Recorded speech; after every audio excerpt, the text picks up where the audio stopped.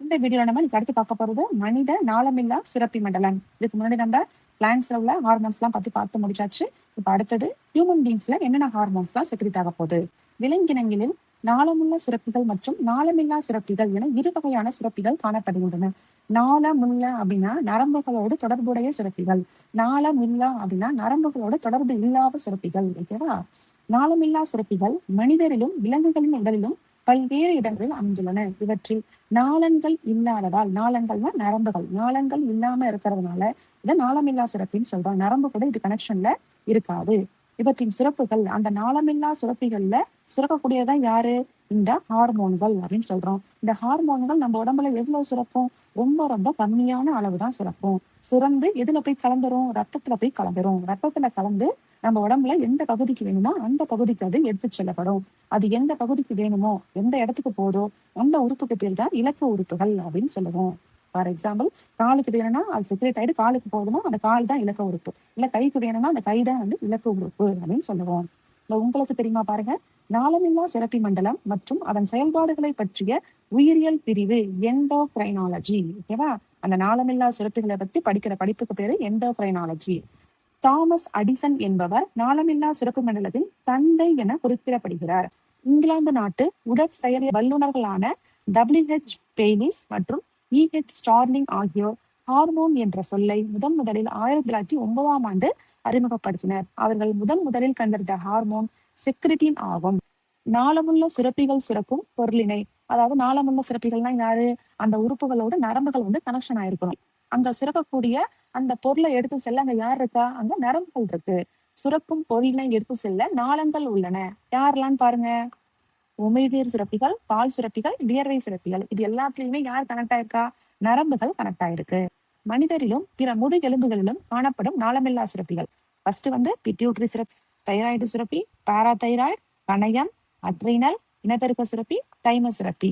Pituitary சுரப்பி, இந்த pituitary சுரப்பி எங்க இருக்கு பாருங்க, இங்க படம் கொடுத்துருக்காங்க பாருங்க. மூளையில கீழே அடிப்பக்கம் இந்த இடத்துல இருக்கு. இதை ஜூம் பண்ணி இங்க காமிச்சிருக்காங்க பாருங்க.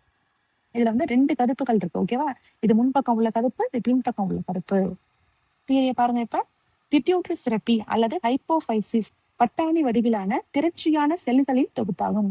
மூளையின் அடிப்பகுதியில் டயன்செபலானின் கீழ்ப்புறத்தில், மூளையோட அடிப்பக்கம் டயன்செபலானோட கீழ்ப்பக்கம் ஹைப்போதலாமஸுடனும் பிட்யூட்டரி தண்டின் மூலமும் இணைக்கப்பட்டிருக்கு. பிட்யூட்டரி சுரப்பியானது எத்தனை கதுப்புகளை கொண்டுள்ளது? 2 கதுப்புகளை கொண்டுள்ளது.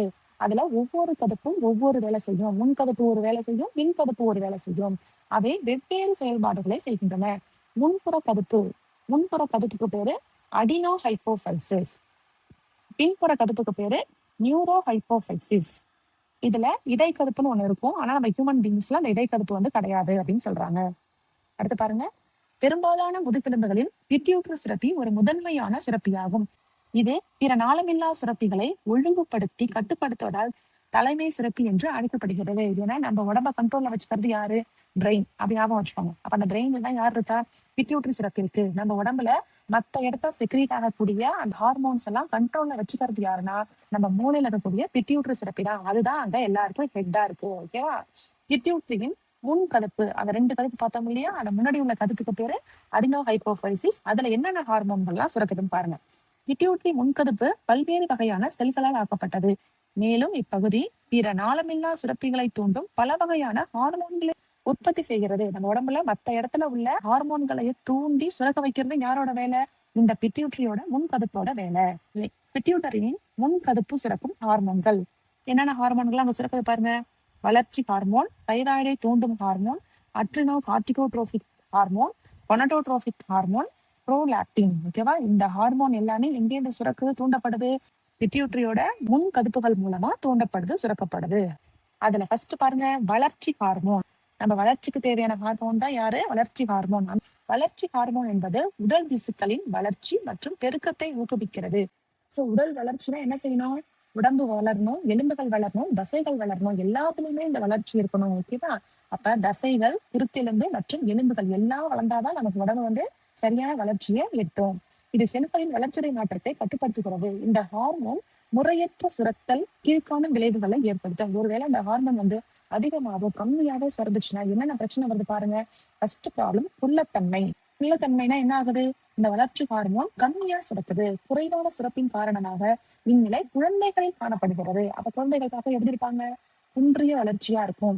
எலும்புகள் உருவாவதில் தாமதம். எலும்புகளை சரியா வளராது. கை கால்லாம் குட்டை குட்டையா இருக்கும். மற்றும் மன வளர்ச்சி குறைபாடு ஏற்படும். இது எல்லாமே குள்ளத்தன்மையோட அறிகுறிகள். ஒருவேளை அசுரத்தன்மைன்னு கொடுத்துருக்காங்க. அப்ப அந்த குழந்தைகள் எப்படி இருப்பாங்க? சின்ன வயசுலயே பார்க்கறதுக்கு பெரிய ஆள் மாதிரி இருப்பாங்க. வளர்ச்சி ஹார்மோன்கள் அதிகமாக சுரத்தல். இந்த இடத்துல பாருங்க, மேல அந்த ஹார்மோன் கம்மியா சுரந்துச்சு. இந்த இடத்துல அதிகமா சுரக்கும் போது குழந்தை எப்படி இருக்கு? மிகையான வளர்ச்சியை அடைவார்கள். இன்னொன்னு தேர்ட் டைப் அக்ரோமெகாலி. இது யாருல நடக்கும்னா பெரியவங்க கிட்ட. பெரியவங்களுக்கு இந்த ஹார்மோன் அதிகமா செக்ரேட் ஆயிடுச்சு அப்படின்னா எப்படி இருப்பாங்க பாருங்க. முகம், தலை, கை, கால்கள் ஆகியவை அதிகமான வளர்ச்சியை பெற்றிருப்பார். அவங்களுடைய கை கால்கள்லாம் எப்படி இருக்கும்? ரொம்ப நீட்டா இருக்கும். முகம்லாம் பெருசா இருக்கும். ஓகேவா? இதுல 3 டைப் நம்ம பார்த்தோம். அதுல புள்ளத்தன்மைனா குழந்தைகளுக்கு குறைவான அளவுல அந்த குரோத் ஹார்மோன் செக்ரேட் ஆகும். அசுரத்தன்மைனா அந்த குழந்தைகளுக்கு குரோத் ஹார்மோன் அளவுக்கு அதிகமா செக்ரேட் ஆகும். அக்ரோமெகாலிங்கிறது பெரியவங்களுக்கு அந்த ஹார்மோன் அதிகப்படியான செக்ரேஷன் நடக்கும். அடுத்து பாருங்க, தைராய்டை தூண்டும் ஹார்மோன். தைராய்டு ஹார்மோன் எங்க இருக்கு? நம்ம தொண்டையில இருக்கு. அந்த ஹார்மோனை தூண்டி விட்டு சுரக்க வைக்கிறது யாரு? அந்த மூளையில உள்ள அந்த பிட்யூட்டரியோட முன்தடுப்பு தான். இந்த ஹார்மோன் தைராய்டு சுரப்பியின் வளர்ச்சியை கட்டுப்படுத்தி அதன் செயல்களையும் ஹார்மோன் சுரக்கலையும் ஒருங்கிணைக்கிறது. அடுத்தது அட்ரினோ கார்டிகோட்ரோபிக் ஹார்மோன். இந்த ஹார்மோன் எங்க இருக்குன்னா நம்மளுடைய சிறுநீரகத்துக்கு மேல இருக்கும். ஓகேவா? அப்ப அந்த இடத்துல உள்ள அந்த எண்டோக்ரைன் கிளாண்டை தூண்டி அந்த ஹார்மோனை செக்ரேட் பண்ண வைக்கிறது யாரு? இந்த மூளையோட அந்த முன்பக்கம் உள்ள கதுப்புகள் தான். இது அட்ரினல் சுரப்பின் புறணியை தூண்டி ஹார்மோன்களை சுரக்க செய்யும். மேலும் அட்ரினல் புறணியில் நடைபெறும் புரத உற்பத்தியின் தாக்கத்தை ஏற்படுத்துகிறது. நம்ம மேலே பார்த்தோம்.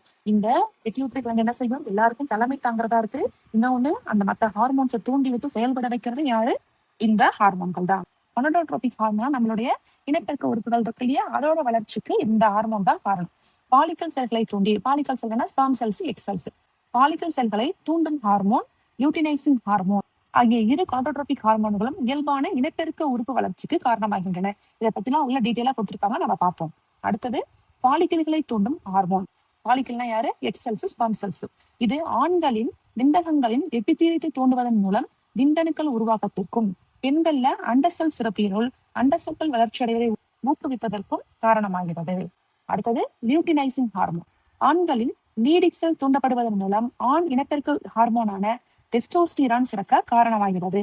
பெண்களின் அண்டம் விடுபடும் செயலுக்கும் கார்பஸ் லூட்டியம் வளர்ச்சி அடையவும் பெண் இனப்பெருக்க ஹார்மோனான ஈஸ்ட்ரோஜன் புரோஜெஸ்ட்ரான் உருவாக்கத்திற்கும் இது காரணமா இருக்கு. அடுத்த ஒன் ப்ரோலாக்டின். ப்ரோலாக்டின்ங்கிறது ஃபீமேலுக்கு மட்டும் தான் செக்ரேட் ஆகும். ஓகேவா? அதாவது குழந்தை பிறந்த உடனே அந்த மதரோட பாடியில மில்க் செக்ரேஷன் நடக்கணும். ஸோ அதுக்காக இந்த ஹார்மோன் யூஸ் ஆகும். இது லாக்டோஜெனிக் ஹார்மோன் என்று அழைக்கப்படுகிறது. இது குழந்தை பேறு காலத்தில் பால் சிறப்பின் வளர்ச்சி மற்றும் குழந்தை பேற்றிற்கு பின் பால் உற்பத்தியை தூண்டவும் செய்கிறது. இப்ப இது எல்லாமே எங்க இருக்கு? பிட்யூட்டரியோட முன் கதுப்புல இருக்கு. இது எல்லாத்தையும் பத்தி டீட்டெயிலா நம்ம ஒண்ணு ஒண்ணா உள்ள லெசனுக்குள்ள பார்க்கலாம். இந்த வீடியோல உங்களுக்கு ஏதாவது டவுட் இருந்துச்சுன்னா கமெண்ட் பண்ணுங்க.